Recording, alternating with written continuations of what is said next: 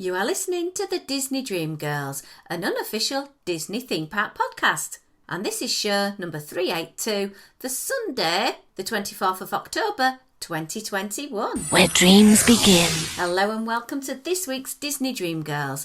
My name is Michelle Young, and together with my jolly good chum Jayne Phipps, we are your guides to the place where dreams begin. Hello there, Jayne. Hello there, Michelle. And technically, as this is released, we're both on holiday. Whoop, whoop, whoop, whoop. We are lucky to have 1 week off work, are we not? Oh, and I'm going to spend the whole week digging out some clothes I haven't unpacked yet from when I moved in April. Well, you obviously didn't need them in April, so that's fine. Well, I need all my wintry stuff now, and I didn't need it in April. And also, to be quite honest, I haven't had the energy to do it.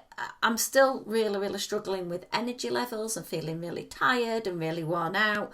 Things are so full on with work. Things are full on with cadets now. I just need more hours in the day. I know. It's been all go here, what with Molly passing a driving test and buying new cars and goodness knows what else. And never mind, work and stuff. It's... Yeah, I'm exactly the same as you, Michelle. I need more time for sleep after tired. Oh, yeah, last night, I think it was 2 o'clock in the morning, I managed to turn my brain off and then the alarm goes off. My alarm call is, "It's a small world," because it's the one thing that gets me dashing across the room to turn the damn thing off. I like the motivation there, Michelle. Yeah.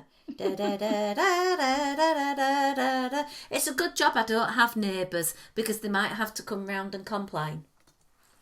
This is very true.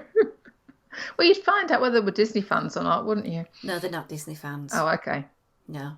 I don't think my neighbourhood knows about the Disney, because the lady a few doors up says, "Oh, yeah, we decorate for Christmas." I said, "You've met nothing. I've got a plastic monorail, plastic hotels, and 2 looping monorails. Not just one, 2 loops."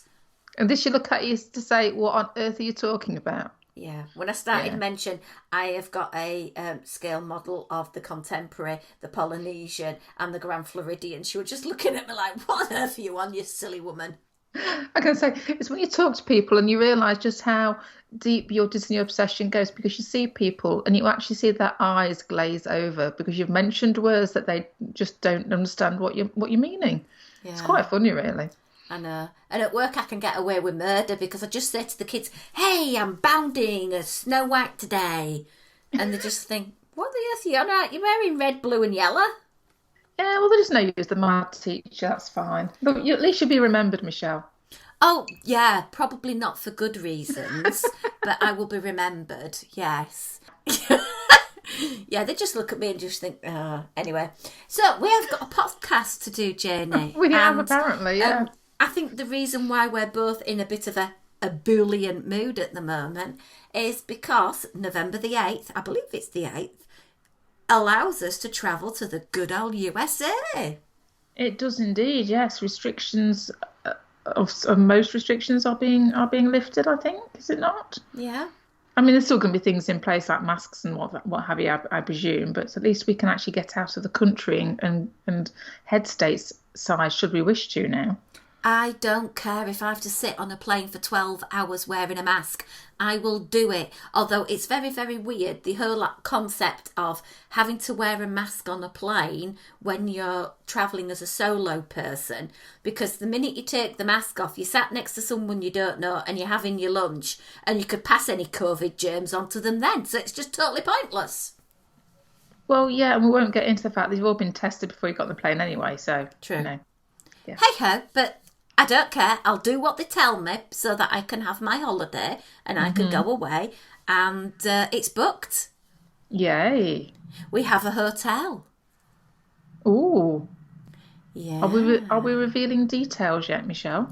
We have booked. Notice the plural. It's gone from singular to plural now. We have booked Pop Century. Cool. I'm so good at it. There was quite a bit of persuasion going on with my lovely travel buddy Caroline and I and her family at the weekend, and she's joining me.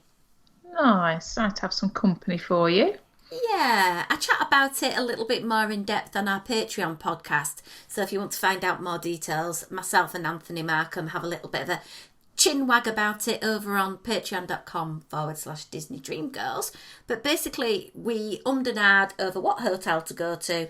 It was about £200 more to go from All Star up to Pop Century, and we just felt for the 11 nights it was spread over that because the Skyliner's there and I've not seen the Skyliner and ridden on the Skyliner, and it gives so many options about your transportation.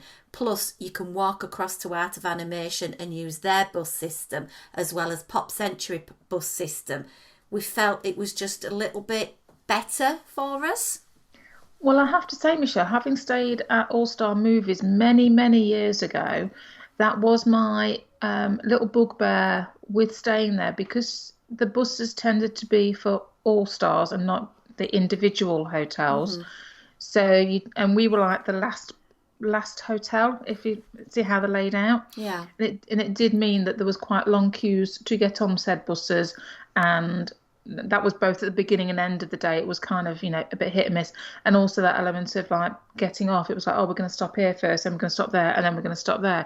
Which I know on some of the bigger hotels, you're going to have that depending on how many bus stops you've got around a resort. But I think your logic will do you some good, because I know just daft things like when we stayed at Port Orleans, having the water taxis to get to Disney Springs was a godsend. It just opened up a little bit more variety in what you could do with your transportation needs. So I think you'll probably find the same, just having that bit of extra flexibility with it being a Skyliner resort.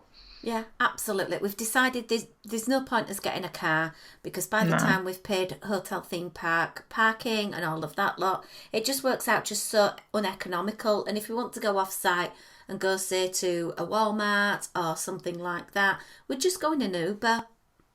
Yeah, I mean, we stopped getting the hire cars a number of years ago purely because that element of coming over from the UK, having to pay all your extra insurances and one thing and another. And we looked at it one year and went, well, we know how much we're going to pay out in insurances. We might as well just pay out in taxi fares as it was back then. But, nowadays with the likes of Uber and Lyft and what have you, so much easier, so much more convenient to do it that way. Yeah. So 11 nights with Caroline, which is really exciting. I'm really, really giddy about. I'm so happy to have another holiday with her again because she is a fantastic holiday buddy. And then she's going to fly home and have a few days to recuperate. And then I'm going to be meeting up with the lovely David Maruka, fingers crossed, and have a few days spending time with him. And then I'm meeting up with Anthony Markham and we're going on our cruise, so it's going to be a bit of a bumper time. It is, isn't it? Was it about 3 weeks you'll be out there, Michelle? Yeah. Nice. I am foregoing a lot of Starbucks at the moment and utilising my own coffee. And normally I like to have 2 really nice coffees in a day. And I'm taking a flask and a coffee cup with my coffee in each day so that I don't go to Starbucks. Because when you work it out, if you're having a Starbucks coffee, okay, I'm a Starbucks card app person and I get syrups free and cream free and all of that lot, but it still works out about £3.50, about $5 a coffee. Well, it soon mounts up over a month if you're having 2 or 3, and it was getting to the point it was very easy to drive to work, drive through the drive-in for Starbucks and drive on to work, and I've already qualified for gold for next year by the number of coffees that I've been having recently. Yeah, drive-throughs are great, but they're also the devil, aren't they, as well at the same time, because it makes life so convenient. Yeah, so I've cut out all coffees as much as I can. I'm limiting myself to 2 a month, and all that good money I'm saving is basically going to be my food allowance for the holiday. Well, so putting it to good use, that's what it's all about. Yeah, so each month I'm putting a little bit of pennies away in a jar, and it's one of those jars that you can't get into unless you smash it. Nice. Can I be there when you smash it and take it all out at the end? No, I'm not going to having a look at my money jar of shame with all my pennies in it. Like £9,500 that I nearly spent in Starbucks, and Starbucks are going to be sending me messages saying, "Are you alive? What's the matter? Why aren't you visiting anymore?" I'll be sending out search parties for you, Michelle. Is she all right? What's happened? Oh, bless them. Love a good Starbucks. So, yeah, that's 2022 sorted. I just need to get you sorted with your trip now. Yeah, I'm not quite sure what our plans are as yet, but I will keep you apprised as and when. Jayne, we'll talk off air. We'll get your trip planned, and you and Symes will have the holiday of a lifetime. Sans children, because they're no longer Yes. children. No, they're not. They're expensive food-consuming adults.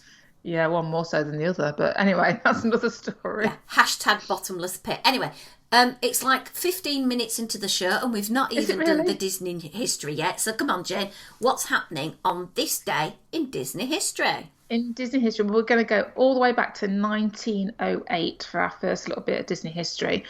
And this is the birthday of a character animator called Preston Blair. So he worked at Walt Disney Productions and MGM. He was born in California, and he worked on some of the Mickey Mouse scenes in the Sorcerer's Apprentice section of Fantasia, as well as the hippo alligator dance in Fantasia as well. He also worked on Pinocchio and Bambi.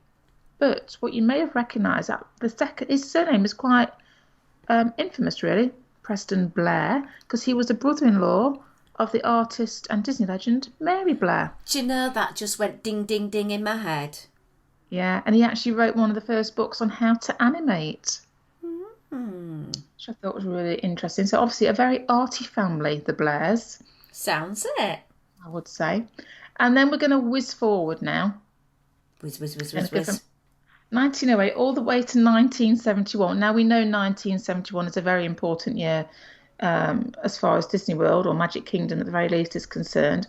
But on this day, it was this day 2 of the Walt Disney World 3-day grand opening celebration. Because although they opened earlier, they had the actual dedication-y bit sort of later on. And today saw the formal dedication of the Contemporary Resort with Bob Hope. I just love the classic of this, Bob Hope.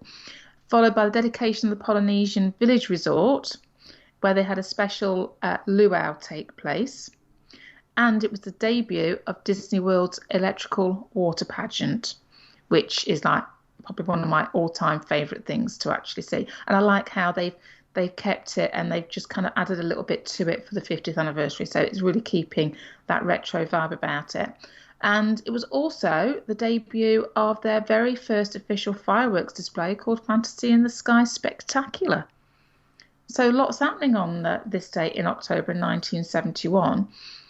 And then if we flash forward to 1982, this was Epcot's official designation day at 11 a.m. And that was done by the Disney chairman at the time, which was E. Carden Walker. It actually happened 23 days after it officially opened. So this is the dedication. There was nearly 10,000 guests in attendance, including Executive Don Tatum, Mrs. Lillian Disney, various corporate execs and foreign American political figures, and lots of VIPs. So there you go. So October, obviously, is a very special month in the world of Disney World, by all accounts. So I just thought they were kind of interesting little bits and bobs to take forward. Well, thank you for sharing those, Jayne. Quite all right, Michelle. I'm in a little bit of a melancholy mood, should I say, at the moment. Why is that? Well, one of my favourite... Well, no, I'm being a bit over-generous there.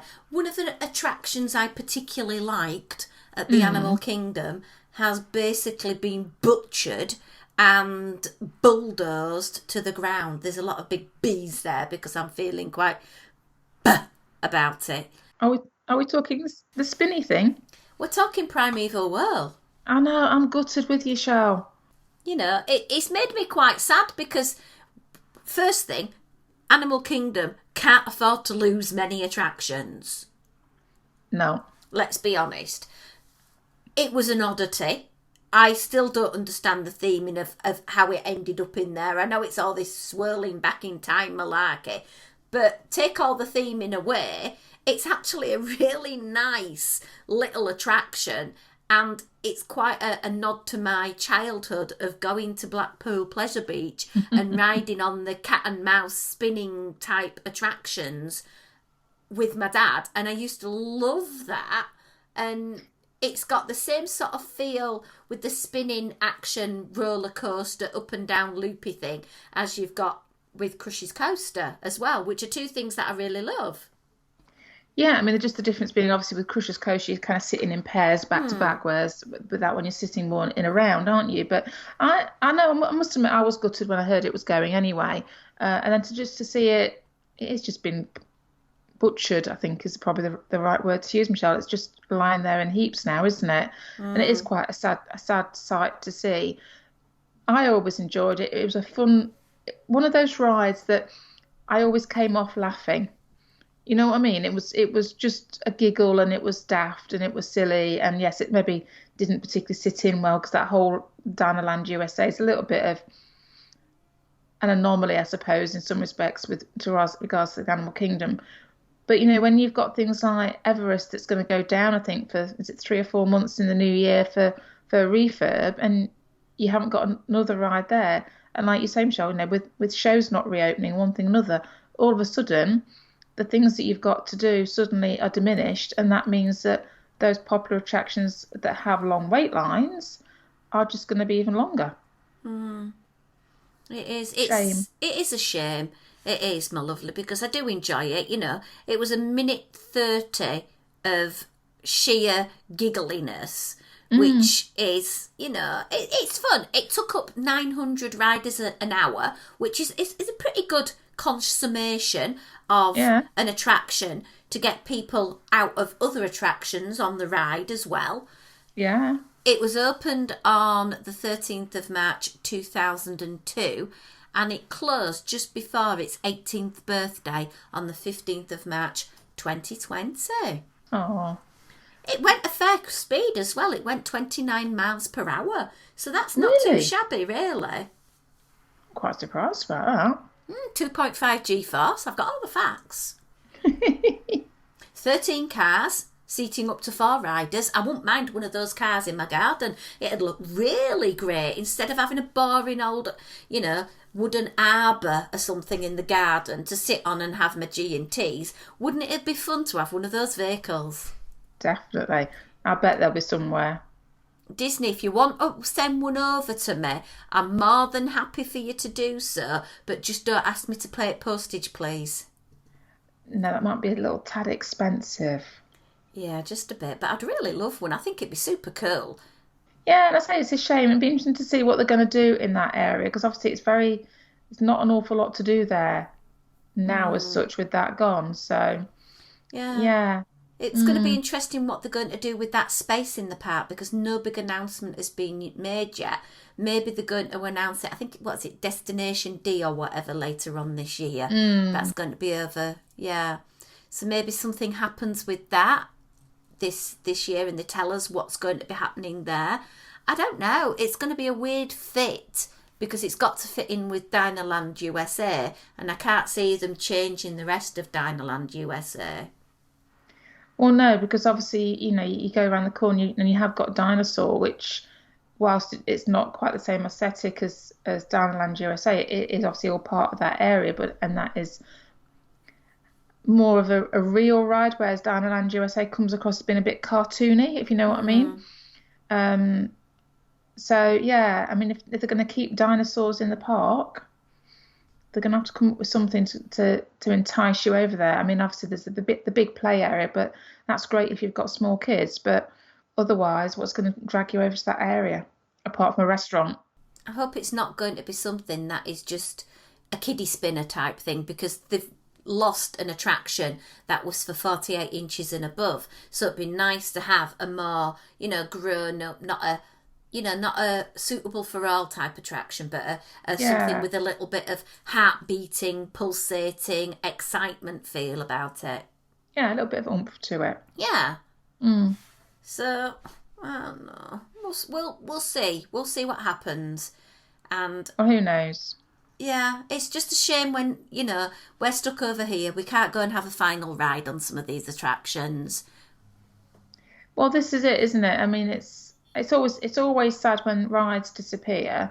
I think obviously the circumstances around the last almost 20 months or whatever it is now, it's kind of just rubbed salt into the wound because there would appear to be that element of, well, we shut things down and then do we reopen them or not approach happening, or are we going to reopen it in a different vibe to what it was before?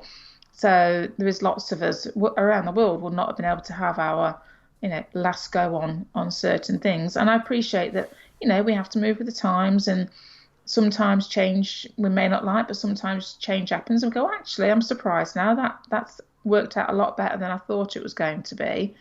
And it's just strange not knowing what's going to take its place, because it's a chunk of an area there, and it needs something putting in.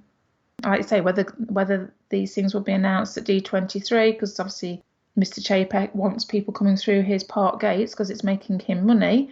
So you've got to have something to drag people, to entice people in. Yeah, well, we shall wait and see what's going to happen. And I wonder, if you guys out there have got a wonderful idea to mash something in with dinosaurs, Dinoland USA, to fit seamlessly into Animal Kingdom, why don't you get in touch? I'm sure our good friend Stephen Klamowsko will come up with something, because he loves this sort of type of problem to solve. Yeah, well, I mean, they have got the IP and the good dinosaur that they could make use of. So, you've got a character tie-in potentially. Well, we shall see, and keep our breath bated until we know, won't we, lovely? We will indeed. But really, other than that, there isn't a great deal that I really want to delve into. I know that I've been seeing all sorts of things about Genie Plus and Lightning Lane or whatever it's called. But I think it's too early into its operation for us to do a proper critique about how it's working. I've not seen it myself. I've not had any personal feedback from people that have actually just been there, apart from all the other vloggers and bloggers. And to be honest, I'd rather wait till myself and yourself, or somebody that we know, a proper down-to-earth traveller who is going to this location, rather than somebody who does it for a living, because I sometimes think their slant is a little bit different to an honest-to-God holidaymaker. Yeah, and I think this is the thing, isn't it, with this particular enhancement to the Disney Experience app, it's going to be a case of, like you say, Michelle, people are going out there and they will be purposefully testing, trying to do all different types of combinations of riding and not riding, and waiting in line, and virtual queues, and goodness knows what else. But actually, we just want somebody to review it as a genuine, I've gone here for the day, this is what I've done, this is how it's affected me type of approach. I mean, I did see that it's one of those things that obviously the update came to the app, but some people are having to deinstall the app to reinstall it for the update to take effect. And it's very early days. I mean, what are we now? Day 4, 5 or something of it. So I think it might be one of these things. Let's come back to it in a little while when all the kinks have been ironed out, and then decide how it's working. Yeah, sounds good to me. Right, my lovelies. Well, thank you ever so much for listening in to this week's Disney Waffle from Jayne and Michelle. We really do appreciate you listening, you sharing our show, and also joining in, sharing your Disney life with us over on our Disney Dream Girls podcast family page, because it's wonderful to see all the Halloween events coming up now, and all the creativity with what everyone's doing with decorating their homes and their outfits. It's really good fun. Loving it at the moment. You can also find us on Instagram and Twitter at DisDreamGirls. If you've got a question, comment, or anything you would like to say about the show, our email is info@DisneyDreamGirls.com. But until next week, it's a goodbye from me. And goodbye from me.